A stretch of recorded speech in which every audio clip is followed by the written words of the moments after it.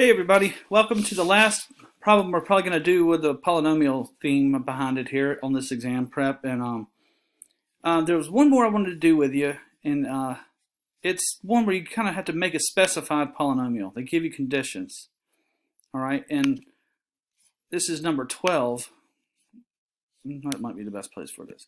Anyway, so when we started looking at this number 12 here, there's a couple tricks that you could employ here. You could graph your way out of this if you wanted to.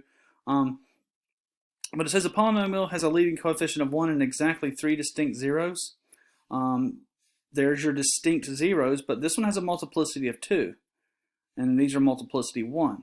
Now, right away, what that does is it forces this to be a degree 4. So that's a degree 2, 3, 4, and rules out A and B right away. So it's either C or D.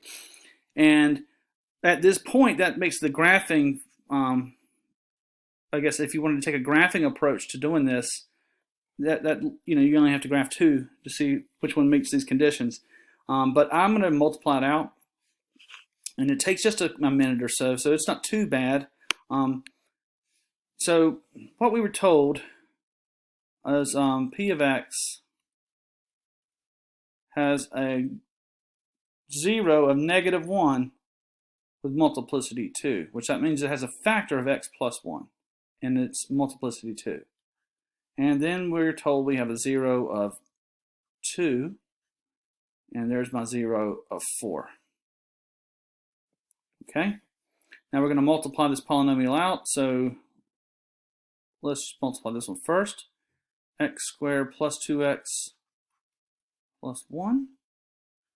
This is x squared minus 6x plus 8. All right, now I'm going to distribute this x squared through this polynomial, then this through the polynomial, then this 1.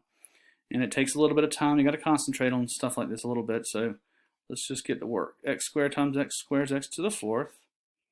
X squared times negative 6x is negative 6x cubed. Right? And x squared times 8 is positive 8x squared. Now we're going to take this guy, run him through here. I get 2x cubed minus 12x squared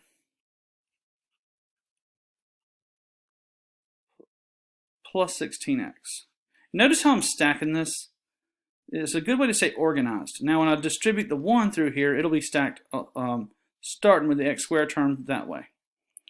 All right, so that's just going to give me x squared minus 6x plus 8.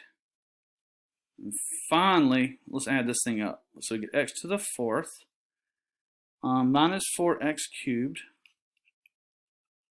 And it looks like I'm going to get, this right here is going to give me a negative 3x squared plus 10x plus 8. And hopefully that's one of our choices. All that work for nothing. Now that would be frustrating. You could make a mistake in that, and that's probably the unfortunate part about doing it this way. So it looks like C is our answer. And I think that's a good point to make as you were if you're really studying a strategy here, because remember these tests are long. You do get a lot of time for this test, but when you do a calculation like that and you go through all these steps and then you don't see the choice because you've made a mistake, it is sort of disheartening.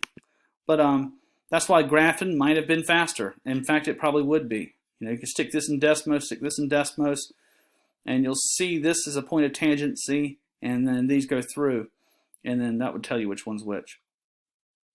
But anyway, either one of those approaches would be just fine. So I hope this is helpful. And I think we're going to do, the next video will be on the piecewise function problem. Thanks for watching.